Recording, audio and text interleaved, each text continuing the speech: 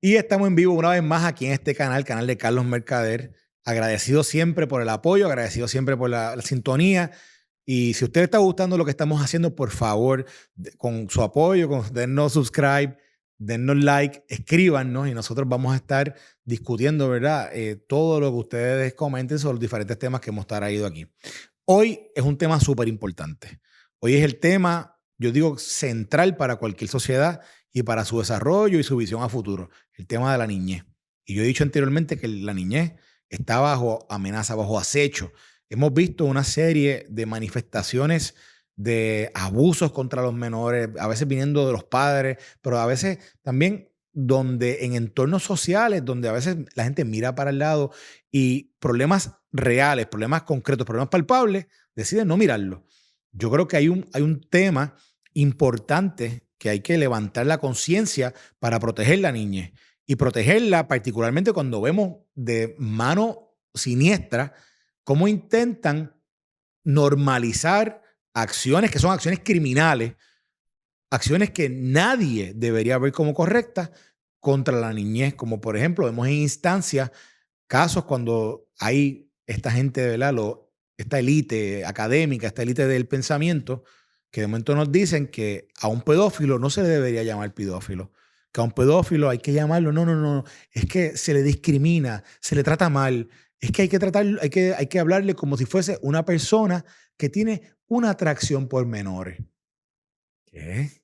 Una atracción por... Es una desviación mental, una desviación total el sentir esa atracción por menores y tratar de verlo como algo que no es malo, como algo que no es negativo, es algo reprochable, es un crimen. Y como crimen se debe tratar como tal y se debe extirpar la posibilidad de que eso se normalice, que una conducta así de un adulto contra un menor se normalice. Lo mismo ocurre en instancias donde a veces por el abuso contra menores está expuesto en diferentes áreas que a veces la gente no lo ve, la gente no se da cuenta. Y hoy vamos a entrar en el detalle de cada una de estas instancias, además de que vamos a hablar con una persona que estuvo allí en el proceso de cómo se dio el combate o la lucha en contra de la trata humana, particularmente como se retrata en la película Sound of Freedom. Y ustedes saben que esta película en un momento dado fue súper controversial. De momento comenzaron a surgir voces también con un interés político, un interés de una agenda, que ellos no querían que se hablara de ese tema, del tema de la trata humana y cómo unas élites aprovechan lo inoportuno económicamente o social de algunos, y en este caso de menores, y se aprovechan de ellos para aprovecharse sexualmente de ellos. Y esta película que retrata hechos verídicos, mucha gente comenzó a cuestionar si realmente estos hechos habían ocurrido o no. Y el otro día me pasó que yo estaba en mi programa de radio, programa de pelota dura a través de Noti1, y estando allí nos tocó entrevistar a una persona que anteriormente había sido empleado federal, un agente federal de Homeland Security Investigations, lo que se conoce como HSI. Y esta persona, hablando sobre diferentes temas de los que está trabajando ahora en el trabajo actual, de momento salió el tema de la trata humana y sale el tema sobre esta película y él dice, pero es que yo estuve en el proceso de supervisión de ese operativo. Y yo me dije, ¿qué? ¿Cómo fue? O sea y yo le dije, pero tú conociste a los agentes. Yo conocí a los agentes más, había otro puertorriqueño que también estuvo en la embajada del país, en Colombia, donde se llevó a cabo este proceso y él lideró también ese proceso desde Colombia. Hoy vamos a hablar con el que es actualmente el secretario de Seguridad Pública de Puerto Rico, Alexis Torres, que estuvo allí y le da veracidad a lo que ocurrió y lo que retrata esta película, lo que la película Sound of Freedom. Usted ahora vea esta conversación. Saludos, Carlos. Agradecido por la oportunidad de estar aquí, ¿verdad? En este foro y poder expandir en los diferentes tópicos que son relacionados a la seguridad pública. Mira, Alexis, yo, para entrar rápido en el tema y también agradecido que estés aquí, yo sé que tú eres una persona súper ocupada y dentro de tu posición, que es una posición hoy día oficial dentro del gobierno de Puerto Rico, eh, tú supervisas, o sea, tú administras, tú velas sobre todo el funcionamiento de la seguridad de ley y orden en Puerto Rico. Pero aparte de eso, yo quiero, aparte de hablar de eso un poco, quiero hablar sobre tu trayectoria, porque en otras instancias, tú y yo hemos tenido conversaciones que yo creo que son impactantes, que hoy lo vamos a compartir sobre tu experiencia previa y sobre cosas que tú has trabajado. Pero para comenzar por la parte de eh, Puerto Rico, ¿verdad? El crimen impacta de diferentes maneras la vida de la gente. Lo lleva esto es de hace muchos años. Eh, a mí me llama mucho la atención y esto me pasa por cómo cubro las noticias del día a día en un programa radial, en televisión. La niñez. Me impacta cómo es que la niñez se ve afectada por el crimen hoy día. Y del saque, yo te quisiera, ¿verdad? Te pregunto, ¿tú crees que desde el punto de vista, del punto de vista de tú como secretario, eh, qué análisis, qué examen tú haces socialmente sobre Puerto Rico, que donde se ven a veces tantos casos de, por ejemplo, padres abusando de menores, familiares que abusan y hasta los asesinan o que los exponen a una vida abusiva sexualmente, etcétera? ¿Por qué tú crees que ocurren estas cosas? Pues mira, básicamente yo pienso que es la familia, es ese núcleo donde uno se encuentra. Yo quiero hablar, ¿verdad?, de mi experiencia cuando yo estaba en la escuela elemental. Si yo llegaba a mi casa con un problema, no solo, ¿verdad?, me buscaba la candela en la escuela, pero cuando llegaba a casa también me buscaba otra. Y pienso que los padres tenemos que estar más pendientes, tenemos que estar más pendientes de la tecnología. Hoy en día los niños están expuestos a diferentes artefactos electrónicos donde esos medios se encargan de cómo llevar un mensaje que no necesariamente tiene que ser el positivo o el buscar entretener a esos menores, sino que conllevan connotaciones de doble sentido, por decir una de las áreas. Y así que esa línea inicial, esa es la primera línea de defensa, los papás, cómo ellos manejan esa internet, que eso es clave. Pero al final del día, yo siempre digo que la responsabilidad es de los padres. No hay manera de mirarlo de otra manera.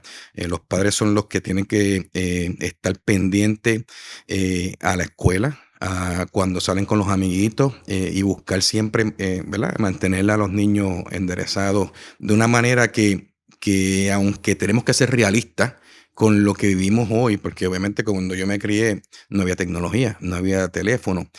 Mi enfoque en aquel momento repartía periódicos, como yo buscaba esa manera de que poder contribuir ¿verdad?, a mi vieja, que era la que mayormente era la que se encargaba de mí en cuestiones de, ¿verdad?, financieros, que yo pudiera aportar algo que en un momento dado llega uno que uno va creciendo y uno quiere quizás vestir algo mejor, y reconociendo las necesidades que ella pudo tener en ese momento. Así que tenemos que estar sumamente pendientes. Hablando de la tecnología, un aparato, un teléfono o un iPad donde están expuestos todos los días a extraños y a gente que no conocen. Pero definitivamente es lo mismo. Hay que continuar ese mensaje a los menores de que hay personas, y más allá, yo pienso que deben de llevarle casos realistas. Yo te puedo hablar un caso en particular, Amanda Bynes en Canadá, Ujú. donde entra en esa conversación con un pedófilo, y hasta que ese pedófilo la compromete al ella enviarle una foto de una de sus partes privadas. Y con eso comenzó la extorsión. Y luego de la extorsión, solicitó más fotos y de otro, ¿verdad?, de otra de las áreas. Y la menor terminó suicidándose Ujú. por temor a que esas fotos fueran expuestas. Eh, es un peligro constante lo que hay en las redes. Los pedófilos no cesan. Hay gente que puede pensar que son gente enferma. Definitivamente hay que mantenerlos retirados y alejados de todo lo, ¿verdad?, lo que son los menores de edad. O sea, es que tú crees a veces cuando hay tendencias de académicos o tendencias por ahí de gente que supuestamente, ¿verdad?, sabe más que otros que comienzan a llamar a quizás a una persona que es un criminal, que con mente criminal contra un menor, Y entonces comienzan como a tratar de normalizar la conducta de que, pues, no lo llames pedófilo, no lo llames criminal, porque lo que pasa es que tiene, pues, una tendencia que le gusten menores. Están como, o sea, ¿qué tú piensas de eso? De tratar de cambiar la forma como se opera contra un pedófilo, por ejemplo. Irracional, completamente. Te lo defino de esa manera. No hay manera de justificar un adulto de aprovecharse de un menor de edad. Yo he visto un sinnúmero de casos que cuando uno los analiza, no solo rompe a uno como ser humano, sino que uno lo mira de la perspectiva de cómo un ser humano puede llevar un acto tan vil con un menor de edad. Al final del día, esas son las futuras generaciones, no solo de Puerto Rico, sino del mundo entero. Entonces, cómo un acto le dura, ese menor se afecta de por vida. Entonces, cómo nosotros pretendemos que esas generaciones nos lleven a otra, ¿verdad? A expandir en diferentes aspectos de la vida si nosotros mismos lo estamos dañando, porque eso es lo que es.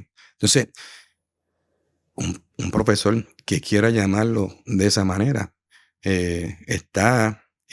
eso es buscarle una manera diferente de llamarle a un acto criminal. Tan sencillo como eso. Mira, ahí vamos a ponchar el momento para que la gente pueda ver, vamos a ponchar ahora, por ejemplo, de esto que estamos hablando. Esto es un reportaje de periódico, esto es de hace unos años de una universidad donde un profesor que ¿verdad? Lo hicieron renunciar, pero era porque él estaba diciendo que a los pedófilos había que llamarlos personas que se sentían atraídas por menores. O sea, es como es un acercamiento al tema como si que un adulto se le acerque sexualmente a un menor. No es una desviación, es solamente porque se siente atraído hacia el menor.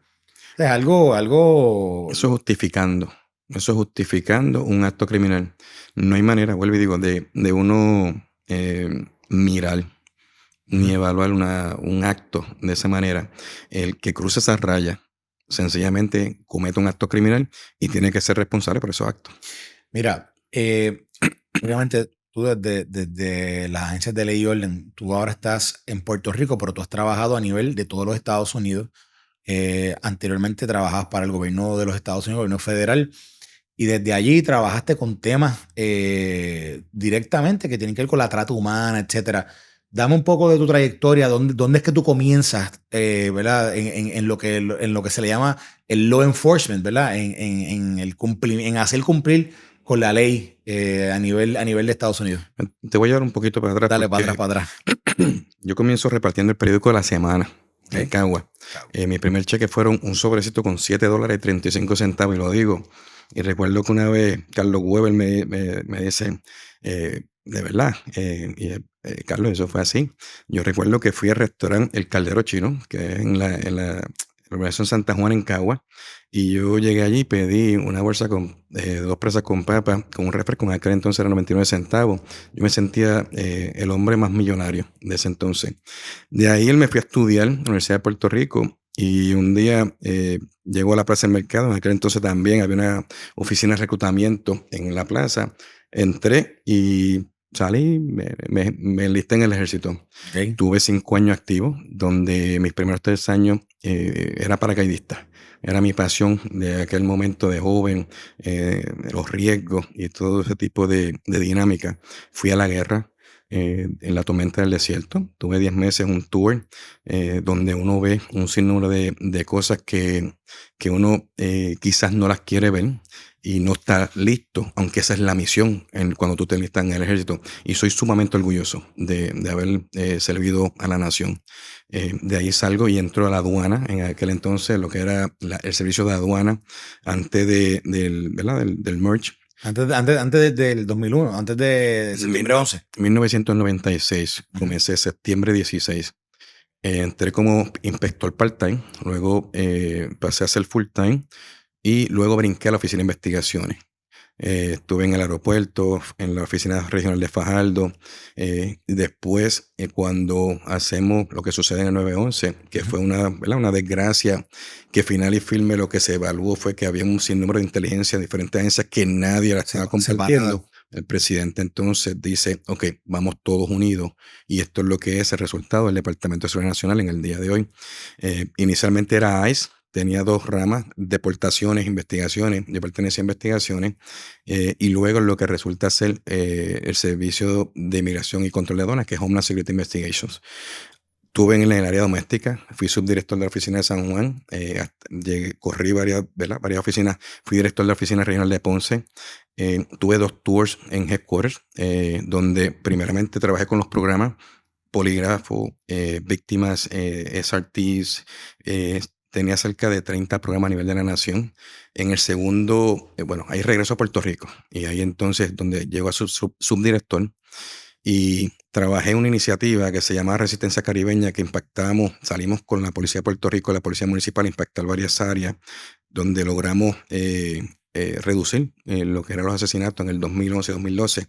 Y no sé si recuerdas que hubo 1.136 asesinatos en el 2011, y en base a eso hicimos una solicitud, que fue cuando Janet Napolitano bajó a Puerto Rico Exacto. por varias horas, y el gobernador de Puerto Rico, Pedro Pierluisi, era comisionado residente, y él logró unos fondos adicionales para expandir a ese grupo.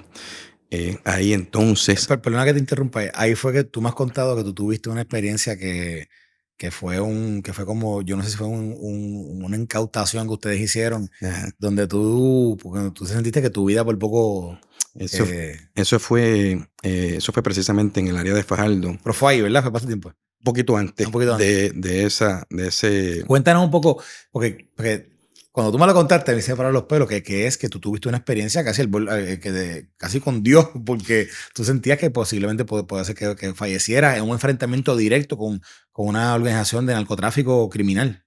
Mira, me hablas ¿verdad? Se me paran los pelos.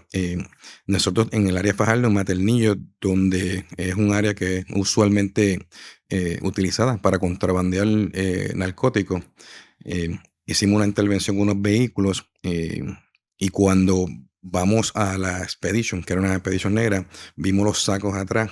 Ahí las personas se fueron en persecución, pero el que estaba guiando viró hacia atrás y apuntó la pistola.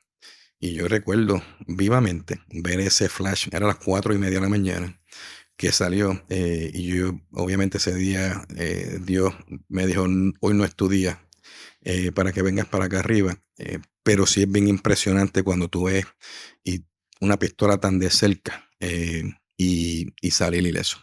Nosotros más adelante nos fuimos en persecución y recuperamos, eran cerca de 300 kilos en ese vehículo. Las personas se nos escaparon, aunque más adelante las arrestamos, y la guagua estaba, ¿verdad? Había sangre, las personas fueron heridas. Ajá. Pero fueron momentos que son críticos, que es lo que refleja lo que se vive en Puerto Rico cuando trabajas con estas organizaciones transnacionales ¿verdad? Que utilizan a Puerto Rico como punto de transbordo, porque la realidad de la vida es que esa droga, la gran mayoría, como siempre decimos, va hacia el norte, hacia las costas este de los Estados Unidos. Ajá. Solamente un 15% se queda en Puerto Rico para distribución local. Pero entonces cuando regreso, ¿verdad? Subdirector, que trabajamos esa iniciativa, ahí entonces me llegan unas órdenes que tenía que regresar a Washington. Y en ese momento, para que tú veas cómo es ¿verdad? La síntesis de lo que sucedió, de cierta manera yo cuestionaba, si ya yo hice un tour en Washington, yo no necesito ir 2 veces. Eh, y termino en Washington, en el área de las operaciones internacionales, donde dirigía 4 oficinas en Canadá, 6 en México, Centroamérica, en Guatemala, Panamá, Honduras y El Salvador.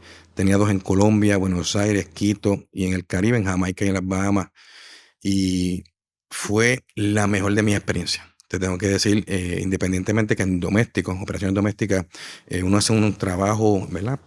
Por ejemplo, en Puerto Rico, para lo que representamos como puertorriqueños, lo que queremos ver como sociedad, un mejor Puerto Rico en todo momento. Pero el uno lograr entender y trabajar con las diferentes políticas de todos estos países. Yo tuve la tarea de cerrar la oficina de HSI en Venezuela. que eso fue uno de los momentos críticos. De la misma manera, trabajar o decir México y Colombia a la misma vez. ¿Qué trabajaba? O sea, por ejemplo, cuando dices que había oficinas de HSI, que para la gente que no sepa, es Homeland Security Investigations, o sea, las investigaciones del Departamento de Seguridad Nacional. Y tú estabas a cargo, ¿verdad? De estas oficinas. ¿Qué hacían? O sea, ¿qué tipo de investigación hacían desde esas oficinas? Pues mira, HSI, lo que es el Departamento de Seguridad Nacional, tiene sobre 400 leyes bajo su jurisdicción. Estamos hablando desde el narcotráfico, lavado de dinero, el tráfico ilegal de armas, la trata humana, el contrabando de humanos, eh, las violaciones de los copyrights, Ujú. un sinnúmero de, ¿verdad?, de jurisdicciones. Primordialmente en el área internacional lo que se trabaja es apoyar las investigaciones de las diferentes oficinas domésticas, pero a la misma vez como nosotros trabajamos con esos países principalmente en cuestión de la capacitación de esas agencias de ley y orden a través de la embajada. Así que uno tiene muchas funciones. Porque si muy bien tienes que identificar y mirar las leyes, cada país tiene sus leyes independientes, estás trabajando con un sinnúmero de políticos que todos, o la gran mayoría, tienen diferentes aspiraciones dentro de esos países. Un país puede estar en la derecha hoy, mañana puede estar en la izquierda, y cómo tú tienes que hacer esos cambios radicales de momento. Todo a nivel de los países internacionales se maneja del departamento de la embajada. Lo que te quiero decir es que el embajador es el líder, el que decide lo que se va a hacer ahí, pero tiene las diferentes agencias que están representadas en ese país que trabajan y coordinan diferentes investigaciones. O sea, que para efectos políticos vendría siendo el embajador de los Estados Unidos que estaba en uno de los países donde tú tenías oficina, tú trabajabas bajo la embajada de esos países y entonces, digo, sí, de esos países, y entonces el embajador de esos países, Estados Unidos, era como quien dice, ¿verdad? El jefe de lo que ocurría ahí. O sea, que tú trabajabas con ellos. Básicamente, todo lo que se hacía se tenía que reportar al embajador. Ok, Y era el que te daba la mira, determinación final. precisamente, tú acabas de hablar de varias instancias, ¿verdad?, que tú supervisabas en el trabajo que estabas haciendo. El otro día tú y yo estábamos hablando en radio y salió el tema, tocamos el tema de la trata humana, tocamos el tema de la niñez y yo te mencioné que hay una película que fue controversial en un momento Ujú. dado, que se llama Sound of Freedom, que es una película donde se evidencia, ¿verdad? Se utiliza un caso de la vida real para hablar sobre lo que es un problema masivo y alguna gente no quería, no, como que me parece que no quieren hablar de ello, que es el tema de la trata de menores, que tiene que ver, ¿verdad? Dentro de con lo que es la frontera de entre México y Estados Unidos y quiénes, los actores que están detrás de todo esto, quiénes subvencionan ¿verdad?, todo esto del tráfico de menores. Y cuando yo lo menciono, tú dijiste que yo trabajé en eso. Cuéntame, o sea, ¿qué significa? O sea, ¿cómo que tú trabajaste en eso? Pues mira, eso fue una investigación y fue encubierta, que fue en Colombia, donde casualmente yo manejaba la oficina de Colombia a nivel de Washington en ese entonces. El que trabajaba en la embajada que representaba a HSI era otro puertorriqueño, se llama Luis Sierra, o se llama Luis Sierra. Y casualmente mi esposa Rebeca González es la que hace las coordinaciones para llevar a cabo las operaciones encubiertas, porque buscamos por mucho tiempo cómo infiltrar esa organización. O sea, Eh, ustedes habían identificado que había una organización allá en Colombia, ¿era? sí, En correcto. Colombia, que entonces que era quienes lograban que ellos se robaban niños o encontraban niños, ¿verdad? Y se los traían a la organización y se los vendían o hacían un tráfico con otro tipo de red ya acá en Estados Unidos. Bueno, ellos no solo robaban, sino que también habían padres que alquilaban o vendían sus hijos. Wow. Que eso es sumamente fuerte. Pero al final del día era la trata humana, era como estos menores los explotaban de diferentes maneras. Yo te puedo hablar, en ese caso en particular, había una serie de personas importantes y ese agente del caso, que es Tim Ballard, él estaba asignado a la oficina de San Diego. Y ese muchacho, tengo que decirle, coraje de agente. Cuando uno sabe quién es la persona que está cometiendo el delito y uno dice, yo tengo que llegar ahí. Pero las fronteras lo evitaban, porque tú tienes por obligación que trabajar con la embajada de los Estados Unidos cuando estamos hablando de gobierno. Entonces había unas investigaciones que él estaba llevando a cabo que no podía llegar, aunque él sí tenía, ¿verdad? La evidencia. Pero entonces, ¿cómo eso en las diferentes políticas de los países, eso es complejo? Y entonces es que él decide, pues voy a renunciar y me voy por mi propia cuenta, que es Operation Railroad. Y él continúa de manera independiente trabajando. En este caso en particular, nosotros rescatamos más de 100 Wow. menores. Vamos a poner un momento vamos a poner el trailer de la película un momento para que la gente sepa de qué es lo que estamos hablando y vamos a seguir hablando sobre eso ahora. How'd that make you feel? Giving a child his freedom. Felt good. You have been at this for 12 years. My country, 'tis of thee. Why are you doing it? Sweet land of liberty. Because God's children are not for sale. It is the fastest growing international crime network that the world has ever seen. For Homeland Security, you know we can't go off rescuing Honduran kids in Colombia. This job tears you to pieces. And where my fathers died. And this is my one chance to put those pieces back together. Land of the pilgrims And yet somehow you have failed to bring me one real-world lead. It's over, Tim. Close up and come back home.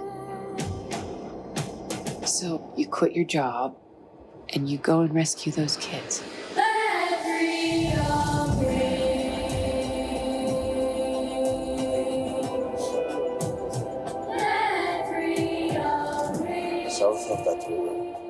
Ok. Vamos a hablar de lo específico porque es que a mí siempre me llama la atención que tú me dijeras que tú conocías de esta operación y que tú, ¿verdad? Que tú la supervisaste de alguna manera. Porque en las redes y públicamente se llegó a poner en cuestión si esto era veraz o no era veraz, si Ballard, el agente, lo había inventado o no lo había inventado, si realmente había pasado eso o no. Pero vamos a hablar de lo específico, pero me gustaría hablar primero en lo general. Desde tu oficina, por ejemplo, que tú tenías interacción con tantas oficinas en diferentes países, ¿cuán importante era para HSI trabajar el tema de trata humana? Eso es prioridad. Siempre ha sido prioritario. Una vez asumimos, ¿verdad?, lo que fue el merge y la inmigración, lo que era el servicio de inmigración. Sí. Y definitivamente hay, ¿verdad?, hay varias políticas públicas de presidentes que varían, pero te puedo decir que en ese momento era prioridad y siempre ha sido prioridad a los menores en la trata humana, porque realmente no solo doméstico, en el área internacional reconocemos que se ve más. Se ve más, esas investigaciones se veían con mayor impacto y mayor movimiento. Y lo que, por ejemplo, cuando ustedes hacen las investigaciones, de alguna manera, ustedes, para hacer una investigación, tenían que ver un vínculo, ¿verdad? Obviamente, con algún tipo de operación en los estados. Definitivamente, la jurisdicción primordial de lo que es el Departamento de Seguridad Nacional son las fronteras. Okay. Y ese es cómo nosotros podemos atacar las organizaciones transnacionales, criminales. Si te mueven cocaína, te pueden mover armas ilegales, como te pueden mover material, como te pueden mover humanos. La trata es otro tipo de delito que cometen que le genera dinero. Eso es lo que ellos están mirando, la ganancia. ¿Cómo le genera dinero? Es que a mí me vuela la cabeza pensar que hay una organización en los estados o que haya gente en los estados que compre gente, que compre niños. O sea, ¿Cómo es que le genera dinero a estas organizaciones? Tú tienes un sinnúmero de personas que desean ir a un punto en particular y estar con menores de edad. Tan sencillo como eso. Son personas, en este caso en particular, que era Operación Clear Hope, eh, había un sinnúmero de VIPs. Eran mucho más de los que se terminan arrestando, porque una vez comenzamos a llevar a cabo los arrestos, lo que llamamos nosotros el takedown, eso pues se empieza a regar la voz, pues no vayas para allá porque la policía está allá. Pero era un sinnúmero de VIPs que ¿Qué significa VIP? son personas que son pudientes, personas que son poderosas y personas que tienen la facultad financiera, no solo para llegar, sino para pagar cantidades exorbitantes que usualmente son, ¿verdad? Se pagan por estar con menores de edad.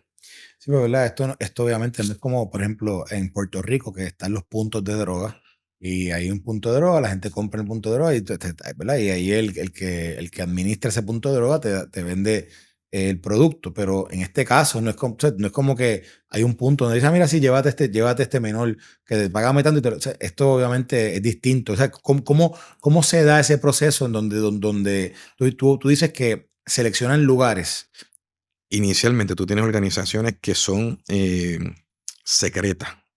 Ese núcleo de clientes para lograr infiltrar eso toma tiempo y toma el ganarse la confianza de estas personas. Así que ellos se encargan prácticamente de toda la logística y no solo obviamente, de cobrarle a la persona por lo que va, el servicio que va a recibir, pero cómo ellos se encargan de buscar los lugares, la transportación y todo lo que conlleva llegar ahí donde se pagan cantidades sustanciales para cometer esos delitos, que son, volviendo a lo mismo, marcando a la niñez de por vida, porque eso realmente uno está en los servicios de víctimas. Trabajadores sociales en diferentes países, porque ¿verdad? Todos los países, por la gran mayoría los tienen.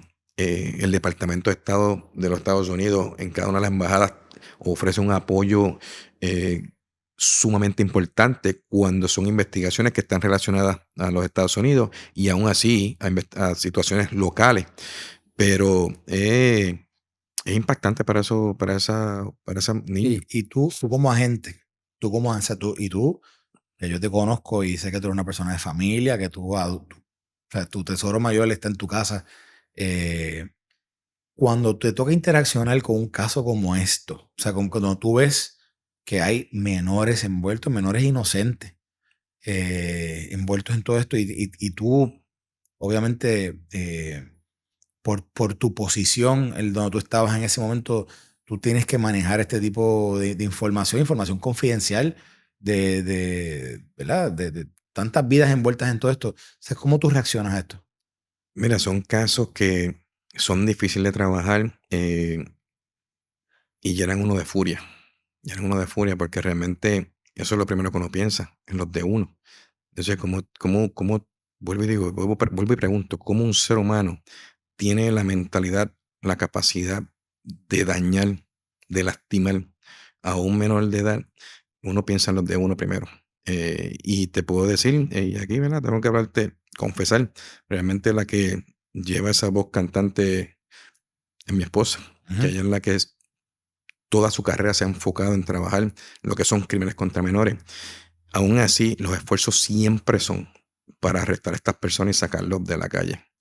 Hay veces que uno mira y uno dice, son como los gremlins, porque los sacas y salen otros, pero el enfoque siempre es cómo proteger a los menores, a la juventud, a las víctimas y darle ese apoyo. Mira, han surgido casos públicos que han sido bien sonados. Está el caso de Jeffrey Epstein, que se habla que tenía, ¿verdad? Que tenía la isla esta acá en el Caribe, donde él llevaba también a VIPs, obviamente los sacaba fuera de la jurisdicción y cometían actos de abuso sexual con menores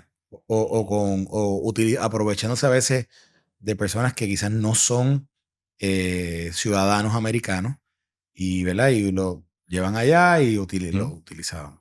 También ahora se menciona el caso de P. Diddy, del rapero, que también se habla de que tenía esta fiesta, y aunque todavía no hay realmente una acusación formal, pero se menciona que la investigación que le están haciendo tiene que ver con fiestas con menores.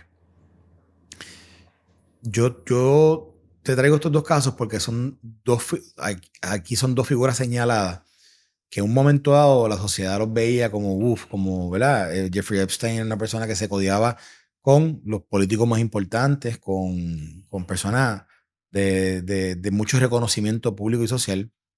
P. Diddy, pues, dentro del mundo del entretenimiento, es posiblemente una de las personas más exitosas como productores y en el rap, en el hip hop, etcétera.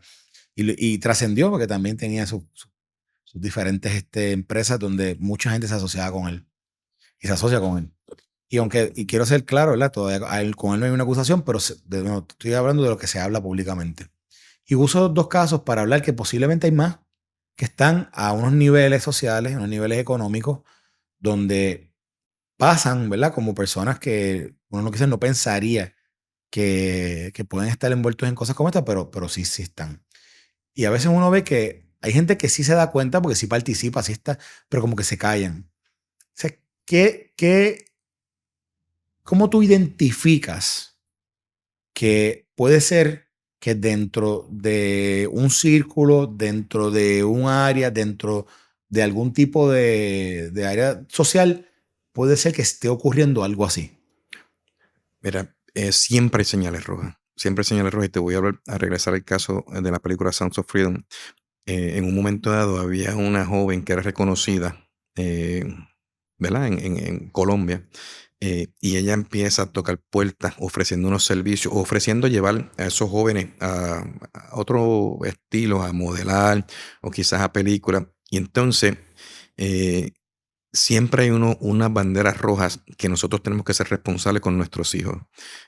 Buscar, hacer esas investigaciones, no solo a través de la internet, sino tirarse a la calle, buscar esos negocios que alegan y ir más allá para poder identificar y verificar si lo que se está ofreciendo es real.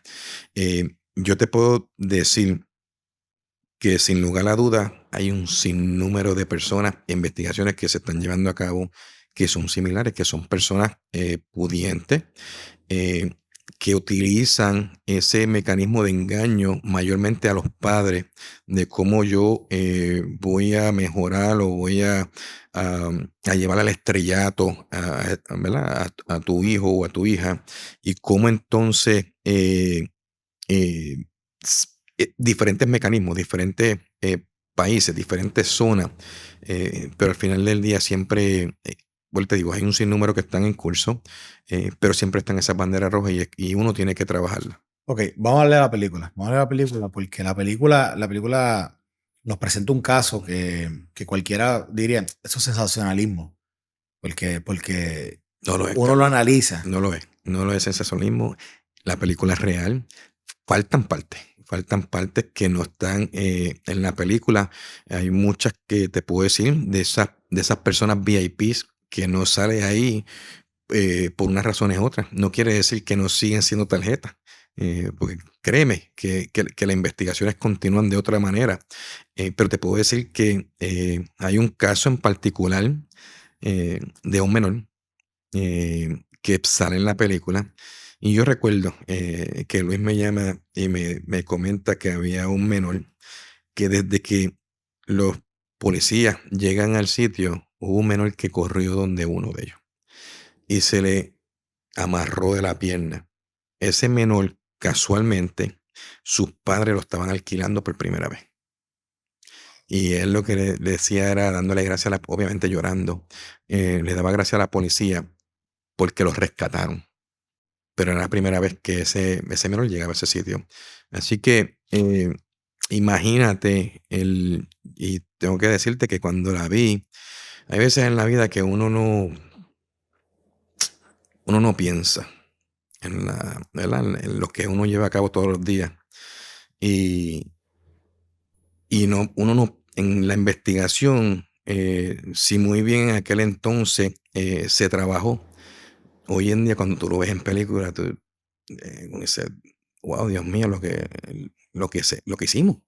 y lo ves más a fondo. Y tengo que decirte que hubo dos partes de la película que tuve que aguantarme, aún yo sabiendo la historia. Pero ¿En qué parte?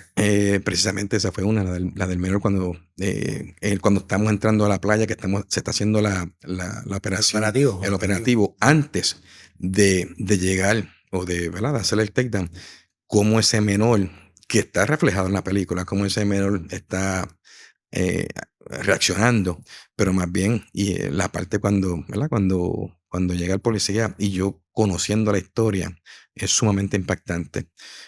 Pero esa es la misión y realmente esa es una problemática que es invisible. A eso voy, exacto. ¿Cómo es invisible algo tan visible? O sea, de nuevo, un menor desaparece de momento que ya en la película presenta a esta familia o este padre que tiene estos hijos, que los hijos se les acerca esta modelo que había sido Miss Algo en ese país y les dice que no, que les va a hacer cumplir un sueño de televisión, un sueño de modelaje, whatever, y los comienza a llevar a este lugar donde va a dar un shooting de fotos, los papás no pueden ir, y de momento el papá regresa a recogerlo y ya no están, y los secuestraron.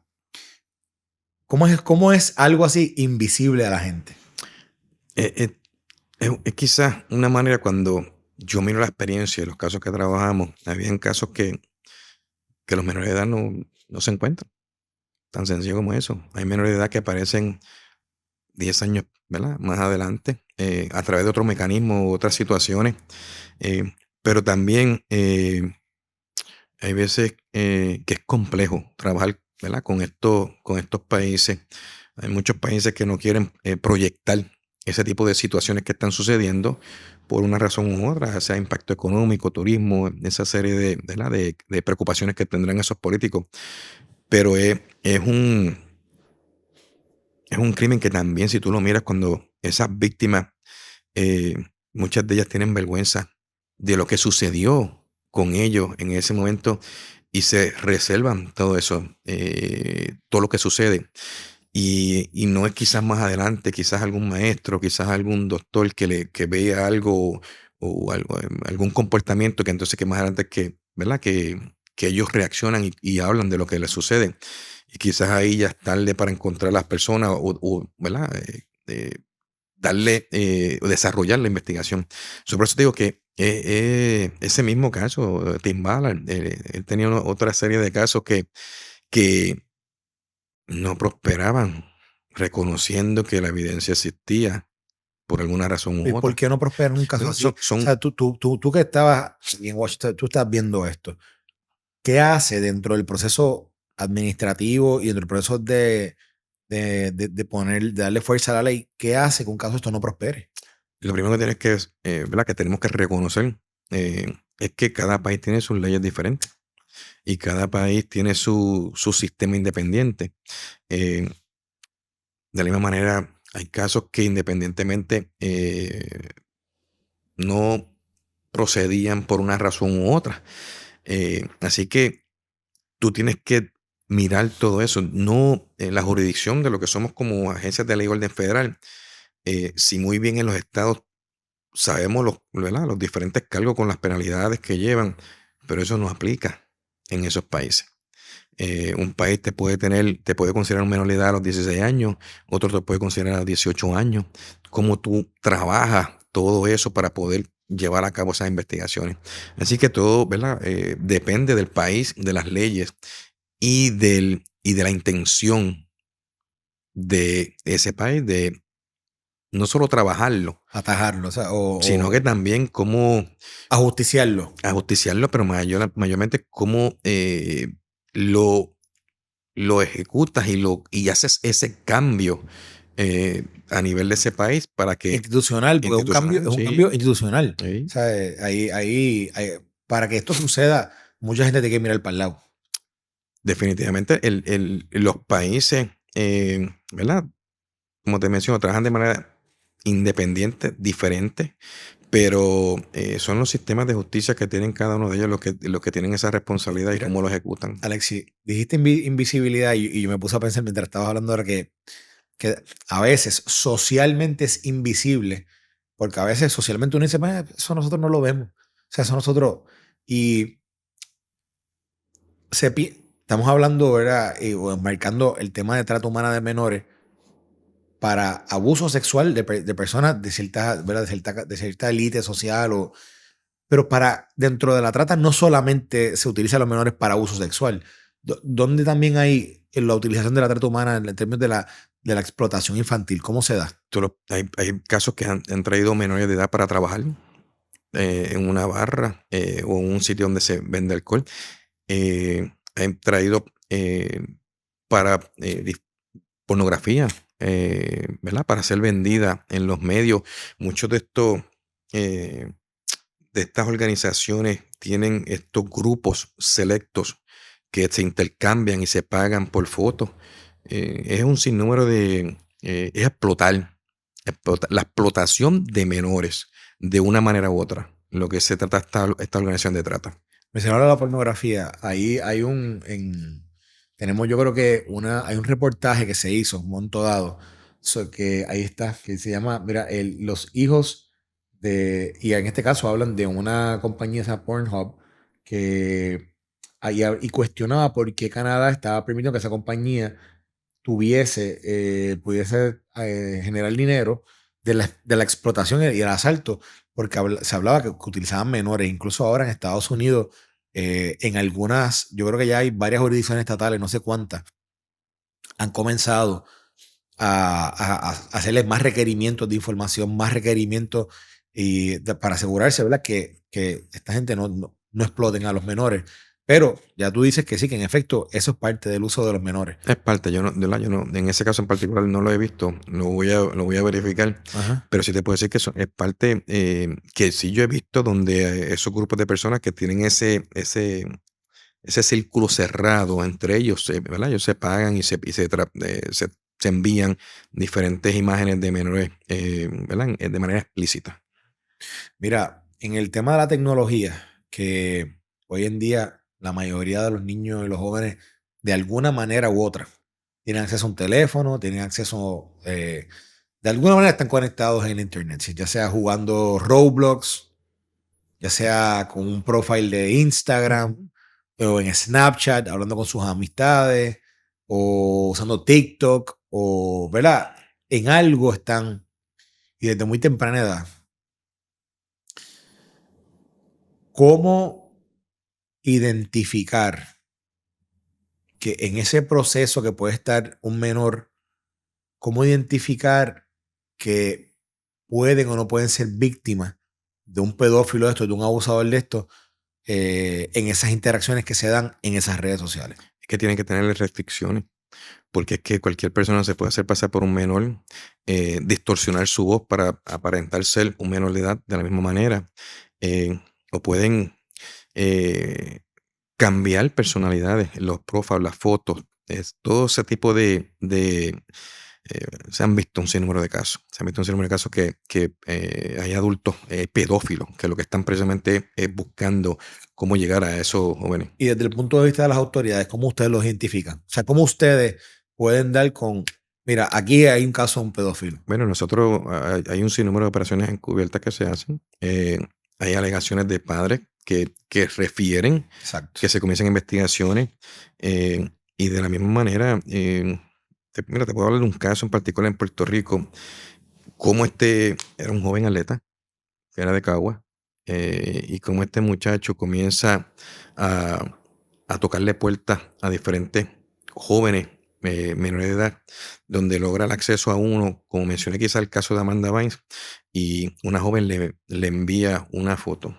Él tenía una imagen de un joven, ¿verdad? Todo fortachón, parecía siendo atleta, y eso, de cierta manera, cuando finaliza la investigación, que eran sobre 200 menores que él había logrado tener acceso y extorsionar a nivel de los Estados Unidos, porque si muy bien la responsabilidad de arrestar a esa persona, también hay una responsabilidad de tocarle esas puertas, identificar a los padres y dejarles saber, mira, esto sucedió. Así que es un mecanismo usual en estas personas de cómo ellos llevan esa imagen que ellos saben que va a llamar la atención para poder lograr acceso ¿verdad? A los menores. Vuelvo y digo, la responsabilidad número uno es de los padres. Tan sencillo como eso. Mira, volviendo al caso este de la película. En el caso presenta el agente Ballard que en algún momento del proceso como que se frustra y renuncia porque de alguna manera recibe una dirección que, mira, no podemos hacer más allí, aun cuando ya estaban llegando a identificar lo que era esta red, ¿verdad? Criminal que traficaba con los menores. ¿Por qué tú crees que desde el punto de vista de la autoridad se tomó una decisión como esa? Definitivamente la determinación sale del país. Ok. No puedo decir que en este caso en particular sale a nivel de la embajada. Sí, sí. Sí te puedo decir que cada acción o cada investigación que se lleva a cabo en cualquier país tiene por obligación que ir a la embajada. Eh, yo te puedo, ¿verdad? Uno pudiera imaginar el porqué a veces de las cosas y en la experiencia que tuve, que ahorita digo, pienso que hay veces en la vida que uno se cierra a ciertas cosas, ciertas responsabilidades. Y aquí me refiero yo en el aspecto doméstico, Sí. donde me fascinaba y eso fue lo que hice. Me vivía las investigaciones. Y cuando uno llega al área internacional, es un mundo completamente diferente, reglas de juego diferentes, Sí, sí, sí. cuando cubre diferentes países. Pero los países tienen sus diferentes reglas y hay situaciones que pasan en cada uno de ellos. Mira una pregunta que te voy a hacer que tiene que ver con eso, pero más en general. ¿Cuántas investigaciones, o sea, números de casos como esto de trata humana o de trata de menores, quizás tú pudiste haber conocido o que sabías de ella o que se estaban llevando a cabo a nivel de todos los países que tú supervisabas? Varias docenas. Varias Varias docenas. docenas.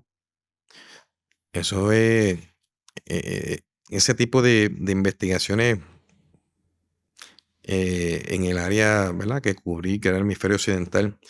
eh, no quiero decir que era bien común, eh, pero básicamente Pero se daba, o sea, se daba, se daba. Entonces, cómo cruzaban fronteras de países en países para continuar, ¿verdad? Esa trata de humanas y explotando a los menores, que al final del día era lo que se estaban buscando. en Puerto Rico, ¿se da la trata humana? De este caso en particular, como estamos hablando de esta película, no. No, No. aquí, bueno, obviamente que tenemos puntos de droga que han existido investigaciones que se han identificado menores que han sido utilizados, mover bolsas, Droga. velar quizás en una esquina. Yo vi un caso reciente que llevaron las autoridades en Puerto Rico, pero no era necesariamente de esto como vimos en la película, pero era como de un familiar, creo una tía, que tenía a cargo la supervisión de estas menores y utilizaba a su sobrina creo que era intercambio de droga o la utilizaba para ella, su físico, para acceder a droga. O sea, ese tipo de suceso ocurre bastante o eso quizás fue un caso aislado.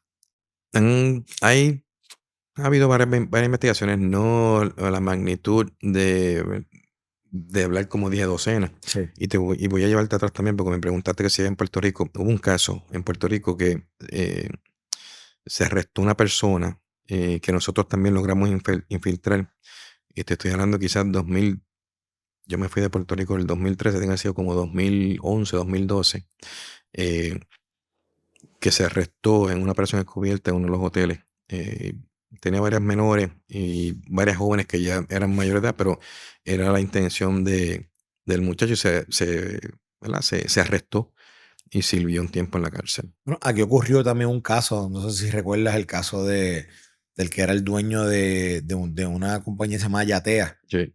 que él, bajo, ¿verdad? Bajo una proyección de opulencia y de una vida, ¿verdad? De lujo, etcétera, buscaba a niñas jóvenes Sí. que modelasen y entonces les hacía abusar sexualmente Abusa. de ellas. que quizás eso es considerado un delito dentro de los delitos de trata humana, o eso es realmente, o eso más bien considerado como un delito de abuso sexual. Depende ¿verdad? El caso en particular, y de hecho ese caso todavía está en curso, Ah, de el verdad. litigio, si todavía no ha sido sentenciado. Depende, porque por decirte, si una de esas jóvenes le transfirió o él le solicitó alguna foto, son cargos diferentes ¿verdad? Lo que se acusa. Ahí hay temas, por ejemplo, pornografía Pornografía infantil. infantil, el intercambiar esas fotos, puede haber hasta, ay Dios mío, comercio interestatal que se afecta. Pero en ese caso en particular recuerdo, de hecho, fue en Carolina el arresto de él, donde atraía, ofreciendo, ¿verdad? Utilizaba su posición o su carrera para traer a esas menores a la embarcación, al yate, y ahí pues comenzaba ese intercambio de palabras que resultaba después el intercambio también de fotos. Que interesante, porque tú ahorita mencionabas que a nivel de la trata, ¿verdad? De cuando se secuestran o cuando se abusa de menores en diferentes casos, tú decías que había un patrón donde siempre tú identificabas que había una persona que de alguna manera o le vendía un sueño o los va durmiendo dentro de una idea de ofrecerle unas cosas que o les pueden mejorar la vida o los puede llevar a otro nivel en algo que ellos aspiren. Así es que empiezan. No sé si recuerdas en la película Sí, que la primera señal roja que ella enviaba es: los papás, no puedes estar no aquí. puedes estar. Definitivamente un padre que deja un hijo así, sin conocer a la persona de salida, ¿de qué estamos hablando? En el caso que trajiste de Yatea, una joven menor de edad que me dijo una de mis hijas a mí que va a un yate con una persona, definitivamente de que tú me estás hablando. Vamos a conocer a esa persona y todo. O sea, antes de yo acceder a una cosa así, a una situación de esa manera, esos son banderas rojas que se tienen que levantar inmediatamente. Sí, sí, sí, sí. Ok. De la película, tú la viste. ¿Qué tú entiendes que quizás, porque obviamente una película, un libreto, hay algo, hay elementos que posiblemente no son parte, ¿verdad? Quizás de la vida real, pero se utilizan, ¿verdad? Para añadirle. ¿Qué tú entiendes que quizás o es una exageración o es algo quizás que no ocurre por lo general dentro de un proceso como ese? La única parte que pudieras decirte, yo como agente federal, yo tengo una regulación Ujú. y yo no puedo romperla. Ok. Por más que yo desee arrestar a alguien, eh, mira, por decirte algo tan sencillo, no se supone que yo utilice droga. Tú vas a comprar droga y no puedo.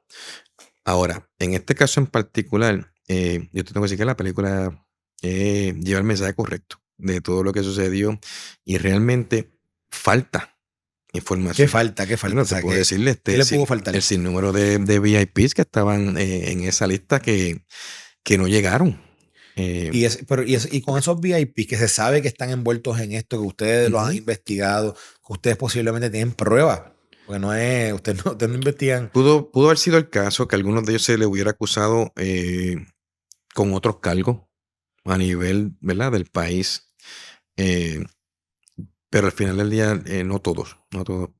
Vuelvo y te menciono que cuando tú comienzas a arrestar a las personas, pues eso se pega a rumorar, porque uno sale de un sitio y todo ese trayecto, hay una logística de esa organización y se comienza a Sí, rumorar. y y el criminal se comienza a proteger.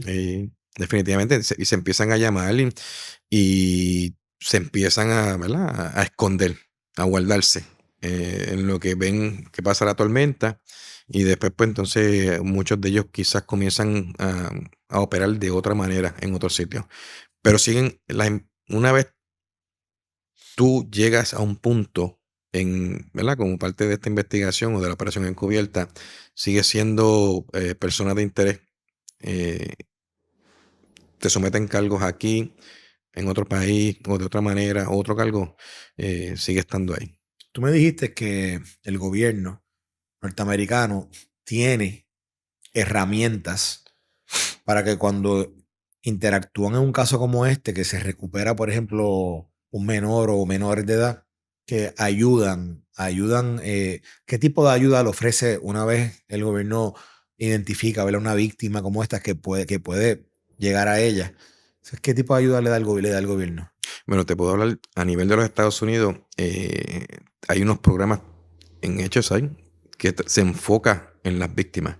Hay unos presupuestos que están asignados no solo de la agencia, sino que del Departamento de Justicia Federal para apoyar a esas víctimas y cómo ofrecerle diferentes servicios que puedan ellos, pues es un trauma Seguro. que eso, ¿verdad? Como víctima que tienen, cómo encarrilarlos, cómo encaminarlos de nuevo, ¿verdad? Quizás una vida que vaya lo más normal posible antes de cometer. O sea, yo digo algo, yo digo que, esto lo he dicho en radio a cada rato, que cuando un adulto impacta la vida de un menor de esa manera, que es como si fuese cometer un asesinato, ¿verdad? Que aun cuando, ¿verdad? Sigue con vida, pero le impacta posiblemente su seguridad, su sentido de valor personal. Hay unos impactos profundos al corazón, Los marca, a la emoción de la gente, lo emocional. los marcas de Y por yo vida. digo, es como si fuera un asesinato. O sea, tú que has visto y que has trabajado con víctimas de casos como estos, ¿tú crees que hay maneras de realmente de reparar ese daño? Pues mira, yo tengo que decirte que sí. Hay muchos jóvenes que han servido de herramienta para jóvenes. No quiere decir que se le ha borrado esa marca. Y de cierta manera, cuando lo mencionas que es como un asesinato eh, tan drástico como eso, porque internamente esos jóvenes, a través de su, ¿verdad? Mientras van creciendo, son marcados y no hay manera que uno elimine eso por dentro, porque es que así lo mencionan. Pero como te digo, hay algunos ¿verdad? Que han logrado sobrellevar esa carga, se han enfocado y se les ha dado las herramientas para encaminarse y ellos mismos han servido de herramientas para llevar ese mensaje, ¿verdad? A otros jóvenes a que estén pendientes a esa situación y que no caigan. Mira, hace poco yo estaba viendo unas vistas públicas del Senado de Estados Unidos y tenían a Mark Zuckerberg, el dueño de Meta, de Facebook. Y estaban ahí haciendo par de preguntas y todo era sobre los algoritmos que las redes sociales, en este caso de nuevo, todo lo que tiene que ver con Meta, que es Facebook, Instagram y otras redes que ellos tienen. WhatsApp también es de ellos. Pero curioso, en esa vista pública, y no sé si Jorge, si podemos buscar parte de esa vista para que Alexis la pueda ver, pero si en lo que él la busca, yo te la voy a describir porque es interesante porque un senador le dice directamente a Zuckerberg, le dice, ¿por qué usted no se da la vuelta y mira para atrás y mira todas las víctimas de acoso cibernético o de abuso a través de sus redes? Todas las víctimas que ustedes tienen, que ustedes por no tener tampoco las herramientas correctas, no los protegieron de criminales que abusaron de ellos. Entonces, es curioso, ¿verdad? Porque Zuckerberg, en esa vista, él se voltea y les pide perdón, así se los dice. A mí me impactó que él lo hiciese, ¿verdad? Porque quizás cualquiera pueda decir, eso es un stunt político del senador que quiere, y quizás, por otro lado, a él un abogado le dice, no digas nada tú, Ujú. no aceptes nada, pero en el momento como se dio, es interesante porque él lo hace, se vira y le pide perdón. Pero no me quiero enfocar necesariamente en lo que pasó entre el senador y Zuckerberg. Lo que quiero sí enfocarme y preguntarte es, evidentemente, estas compañías, de alguna manera, permiten que pedófilos o abusadores polulen en ese mundo del internet, de ese mundo abierto valga la redundancia, al mundo entero, lo permiten de alguna manera, porque ellos saben, ¿verdad? Ellos tienen más que las autoridades, ellos ven eso todo el tiempo, ¿verdad? Y están viendo dónde están todas las miles y millones de interacciones que se dan diariamente. Desde el punto de vista del Estado, tú como figura, ¿verdad? Que gobierno federal, gobierno estatal, ¿qué medidas se les puede exigir? Yo sé que tú has dicho que los padres es donde comienza la protección del niño, pero desde el Estado, ¿qué se le puede exigir a estas compañías que se lucran diariamente, ¿verdad? Del consumo que hace la gente de sus redes, para que ellos puedan evitar o puedan levantar unos controles más fuertes para que este tipo de cosas no suceda? Pues mira, yo te puedo decir, en particular Facebook, ellos tienen una oficina de seguridad. ¿Verdad? Te menciono porque casualmente yo conozco a uno de los que trabaja ahí porque era un agente de Chosai Ok. que se fue con ellos a trabajar. Ahora, si muy bien digo eso, también tengo que decir que ellos tienen que buscar un mecanismo más fuerte y pienso más recursos asignados precisamente con ese enfoque de buscar cómo evitar y prevenir mayormente en lo que son estos pedófilos que lamentablemente van a continuar buscando cualquier mecanismo de llegarle a los menores, ya sea por Facebook, Instagram o cualquier otra aplicación que surja, porque al final del día la tecnología sigue avanzando y ellos eso es lo que utilizan. Así que yo definitivamente el mensaje a esas compañías que tienen que asignar los recursos son millonarios, son billonarios. Sí, sí, sí. Que Mira, asignen los recursos, pues definitivamente es el norte que tienen que tener. a mí me impactó mucho dentro de todo este proceso. Hay un estudio que salió público y se reportó muy poco. Era un estudio que hablaba esto lo hizo una universidad, no me acuerdo con quién, no sé si fue yo no me acuerdo si fue con un periódico, creo que fue, si lo puedo buscar también, Jorge, le voy a hacer referencia a esto ahora. Hace un estudio donde y comienzan a tratar de ver los patrones en la parte de los algoritmos que tiene la compañía. El estudio concluye, el estudio está brutal porque es bien culposo dentro de lo que puede hacer un estudio con Instagram particularmente, porque señala que Instagram permitía unos logaritmos que a los pedófilos les facilitaba identificar cuentas de niños y menores que pudiesen ser atraídos por ellos y entonces como estos pedófilos creaban la situación para cometer el crimen. Entonces, y está brutal porque yo digo, Pero yo puedo ver eso pasando. ¿Sabes por qué? Porque la única cuenta que yo tengo es Instagram. ajá, Y yo busco todos los cuerpos policíacos, de bomberos, paramédicos a nivel de la nación.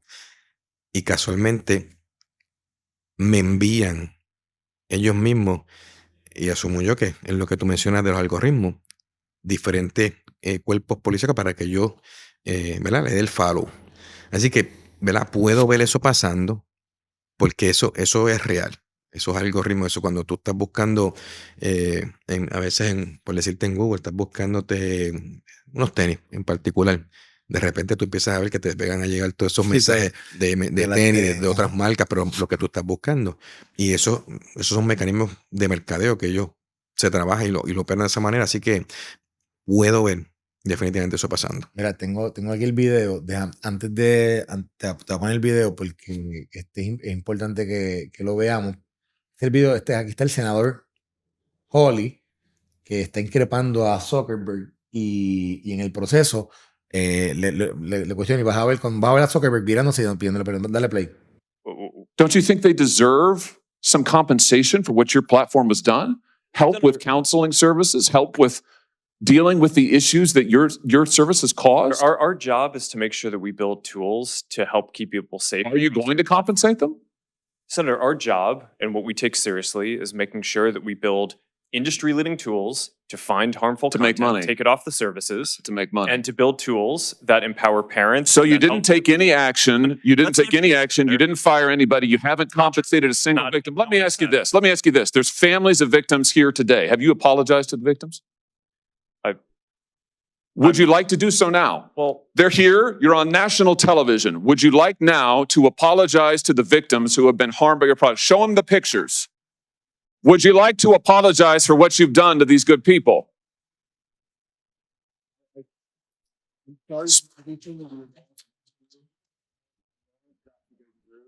things that your families have suffered.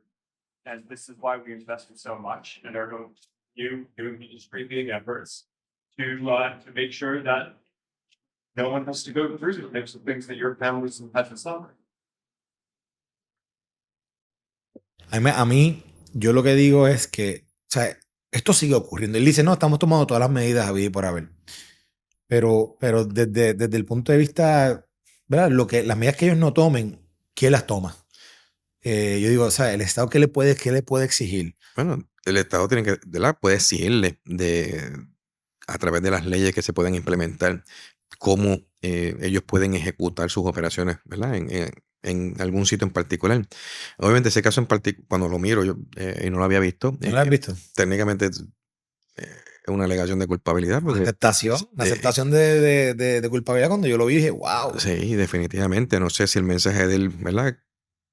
Queriendo ser quizás empático con la situación, realmente no sé qué lo llevó a él a tomar esa determinación. Sí te puedo decir que lo veo como una alegación de culpabilidad que va a la par con lo que el Senado le está, ¿verdad? Le está Lo que pasa es cuestionando. que Alexis es tan fuerte. O sea, y la prueba es tan contundente de cómo es que, de nuevo, algunos miraron para el lado en este caso. Que obviamente, o sea, ¿qué va a hacer, verdad?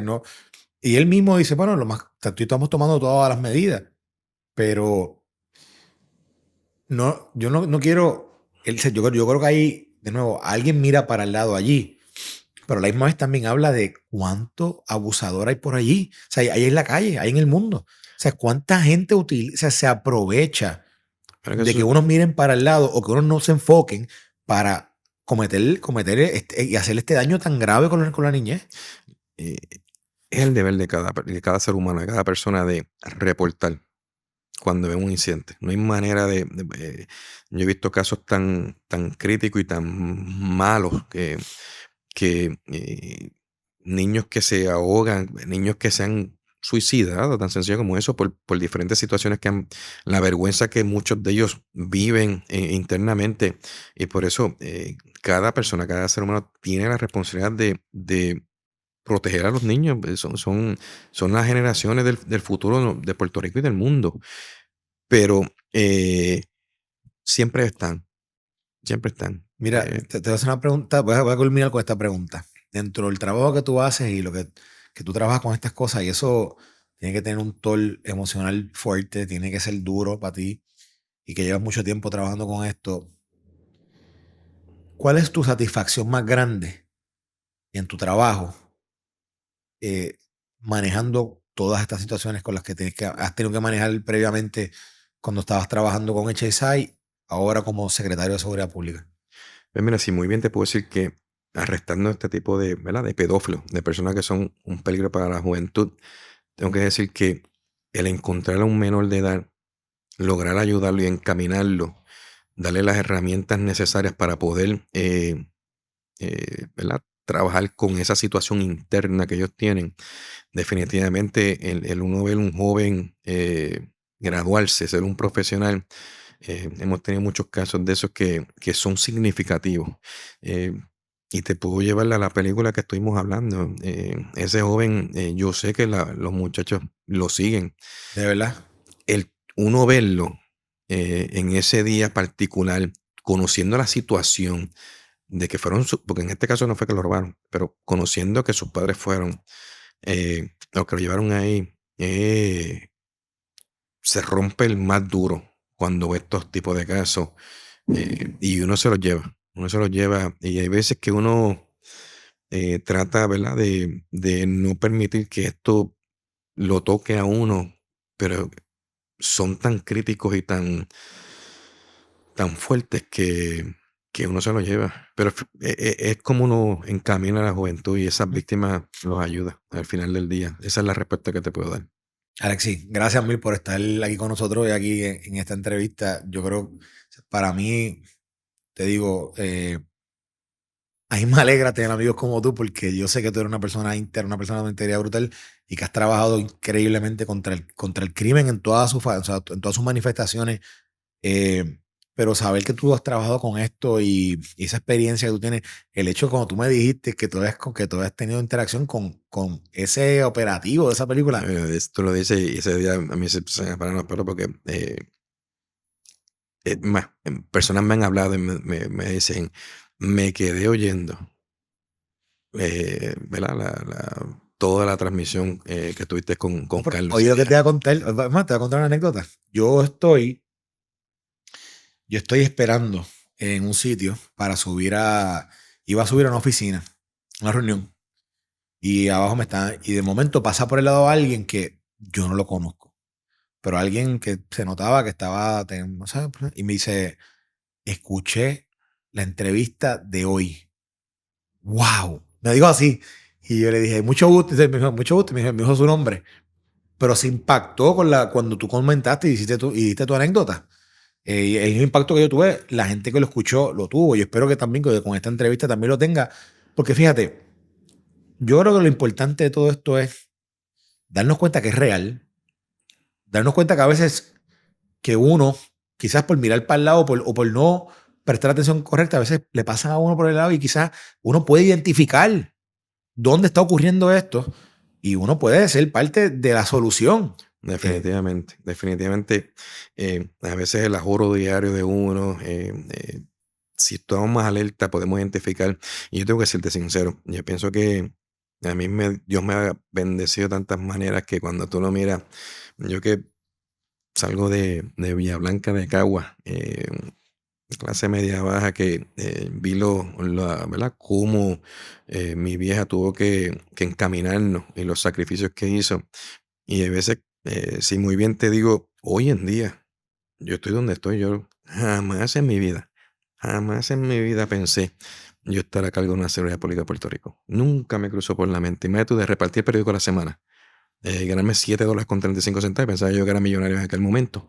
Y yo tenía la oportunidad de manejar todos esos países, no lo doméstico en Puerto Rico, y ver tantos cargamentos y tanta droga y tantas situaciones. En el 2011, 1.136 asesinatos en Puerto Rico. Si tuvimos 464 el año pasado, imagínate lo que vimos en el 2011. Entonces, ¿cómo uno ¿verdad? Digiere toda esta información? Uno de los últimos casos que yo trabajé fue el barco que se ocupó en Filadelfia con 7 contenedores repletos de cocaína, 22,000 kilos, no libras. Wow, 22,000 libras. 22,000 kilos, no libras. Que fueron 7 contenedores llenos de cocaína. Cuando una organización llega a esa cantidad, yo comienzo con 5, pues 50, 100, o estoy en 22,000 kilos, no libras.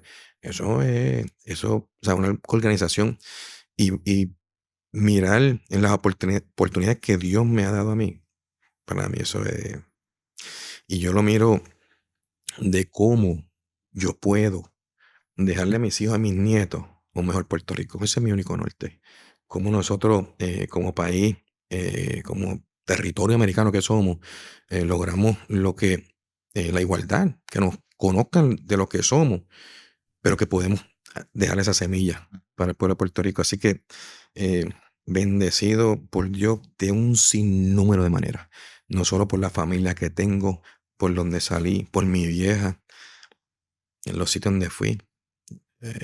Agradecido de Dios por todo. Y mira, amén. Te voy a cerrar con esta.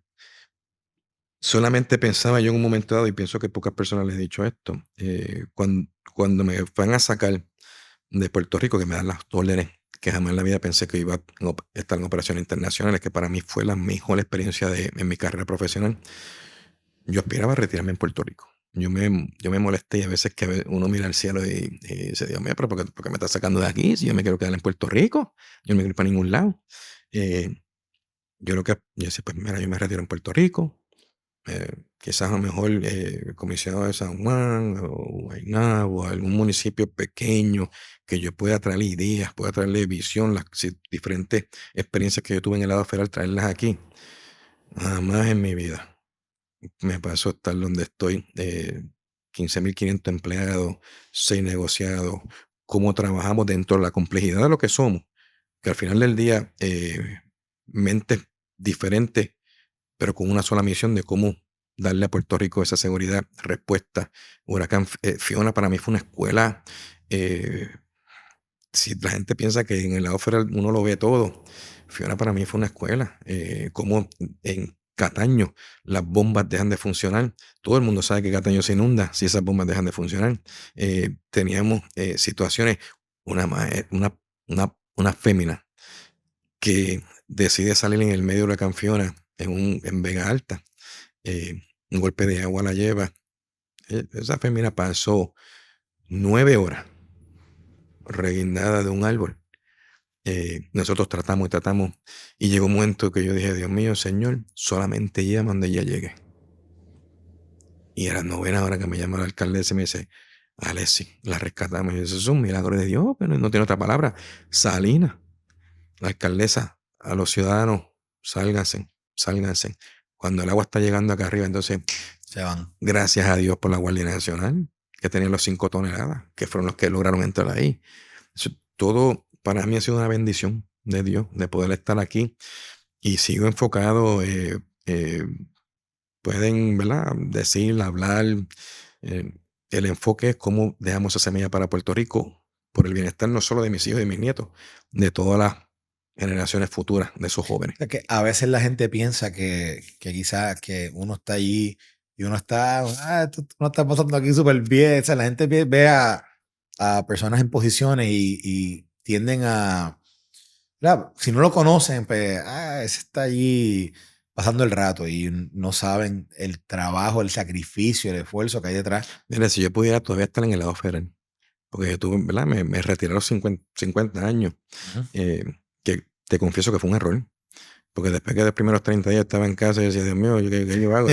Yo siempre voy a 150 millas por hora, voy para aquí. Y yo le agradezco la oportunidad del gobernador de Puerto Rico cuando me llamó. Quizás él no sabe ¿verdad? La puerta que me abre, porque yo estaba en casa y decía, ¿qué yo hago? No. Sí, sí. Aún así, ha sido una experiencia el lograr, ¿verdad?, trabajar con los paramédicos, los bomberos. Los bomberos son un equipo de trabajo espectacular. Como yo recuerdo el fuego del Minilla. Y lo tengo que decir esto. A lo mejor el comisionado de Concesión ¿verdad? Después me dice algo. Yo llego al lobby y él me dice, secretario, vamos para allá arriba.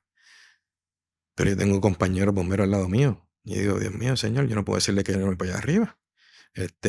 Pero por dentro yo estoy, que yo voy a buscar un fuego si no tengo equipo. Entonces que yo digo, pues dale, vamos para allá arriba. Pero tú ves a los bomberos en acción, en los fuegos forestales. Los paramédicos, Javier, nosotros, los paramédicos salvan vidas. Y llevamos una conversación, no quiero decir una pelea, pero buscando cómo la Junta Fiscal reconoce la misión de esos paramédicos. 911, todo el componente, los agentes del negocio de investigaciones especiales que logramos firmar unos acuerdos trayendo a la Interpol de vuelta a Puerto Rico. Eso se había perdido hace cerca de 10 años.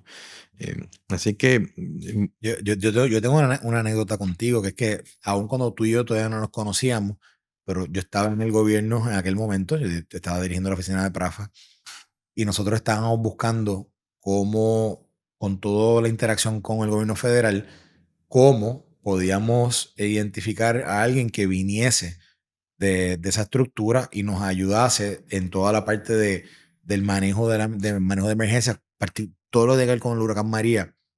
Y entonces me acuerdo que en una reunión con el gobernador salió el nombre de Alexis Torres, que tú estabas con Homeland Security y que quizás podía ser. Entonces yo firmé yo escribí la firma del gobernador como 3 o 4 cartas pidiéndote en aquel momento tú no te habías retirado todavía y estábamos pidiendo el destaque No, mira, pues, tuyo para Puerto Rico, para que nos pudieras ayudar. Y obviamente, pues ya nos conocimos, etcétera, y interactué contigo. Tenemos muchos amigos en común y obviamente recuerdo ese falta que proceso. nos hiciste, pero te iba a comentar ahora que estás hablando de todas estas cosas que estás haciendo. Y una de las cosas que yo creo que he conocido, que estás trabajando bien fuertemente, que es como si fuera un bebé tuyo, que es el tema de la integración de la tecnología, pero para ayudar a esclarecer el crimen. Cuéntame eso un poco, porque sé que ha sido un trabajo difícil, un trabajo arduo, pero pronto vienen por ahí frutos Vienen, están palpables. bien cerca, Te tengo que decir que ha sido un proceso complejo y quizás de cierta manera difícil, donde estamos buscando esta alianza público-privada comunitaria. Y cuando menciono público, municipio y Estado, el sector privado, los diferentes comerciantes y las comunidades. ¿Cómo nosotros logramos integrar las cámaras que están ahora mismo en cada una de esas áreas, pero con una meta unificándolas? Buscando cómo proveerle las herramientas, ¿verdad?, a los policías y también al negocio de investigaciones especiales, pero también a las agencias del orden federal, cómo ellos pueden desarrollar la investigación y conseguir lograr evidencia. Yo te puedo decir, ahora mismo tenemos conectividad con cerca de 5.000 cámaras, tenemos visibilidad con cerca de 1.000. Lo que quiere decir eso es que eso es un proceso en el que mientras vamos conectando, vamos teniendo visibilidad. El plan piloto inicial es San Juan Bayamón. Para nosotros, el Departamento de Seguridad Pública, Bayamón lo compone 10 municipios. Y como entonces en cada una de las regiones de la policía, la comandancia, va a haber un centro de monitoreo que va a encargarse de esa región, de esos 10 municipios, por este caso en Bayamón. Bayamón es un municipio que tiene mucha tecnología, que estaba ya adelantado en ese proceso, pero nosotros en el pedido, la solicitud, donde utilizamos fondo federal y fondo estatal para esta unificación, hablamos con los alcaldes y alcaldesas y ellos, pues obviamente, entre lo que tienen, lo que yo puedo aportar de ambos lados, pues estamos buscando cómo maximizar no solo los presupuestos. No es, en una entrevista mencioné que mi número aproximado son 50.000 cámaras. Yo no es que le estoy dando un contrato a una persona. Yo estoy tomando las cámaras que tiene un alcalde con la del otro alcalde y las unificamos. Y yo entonces, si un alcalde tiene cámara en punto A, B y C, y yo sé que necesito en D y F, pues entonces yo puedo colaborar y comprar esas cámaras y unificamos. Si hay una persona que comete un delito en Vega Alta, pues que yo lo pueda seguir. Y te puedo adelantar el caso lamentable del compañero que nos asesinaron en Sabana Bajo. Sí. Esta tecnología funcionó. Y vamos a trabajar de ver, nos debemos atemperar con la tecnología a los policías, darle esas herramientas. Y este proyecto es abarcador y tengo que decirte que yo humildemente, ¿verdad?, sé que este es el camino. Yo tengo alcaldes y comerciantes, comunidades que me llaman. Tengo comunidades que me han llamado y me han dicho, dime dónde tú quieres las cámaras. Yo las pongo, yo te las compro. Comerciantes, nosotros va a haber una iniciativa que se llama el Blue Light. Esto viene de Wisconsin, donde 8 garajes estaban siendo impactados, lo estaban robando casi todos los días. Entonces, ¿cómo ellos se unen y le dicen a la policía, mira, yo te doy acceso a mis cámaras?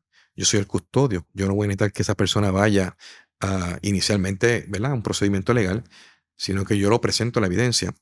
Y de ahí nace lo que esa iniciativa de Green Light, nosotros lo vamos a establecer como Blue Light con los comerciantes. Me estoy riendo porque me están escribiendo tu gente que tengo que parar la entrevista. Sí. Sí, tú sabes que me está escribiendo, que me está diciendo, estás abusando del tiempo de Alexis. Así que yo deseo mucho éxito, Alexis, en eso que estás haciendo. No, mira, yo te puedo decir una cosa, ¿verdad?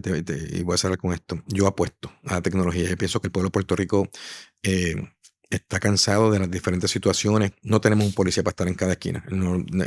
Tenemos 3.200 policías municipales dentro de los municipios, 73 municipios que tienen policía municipal.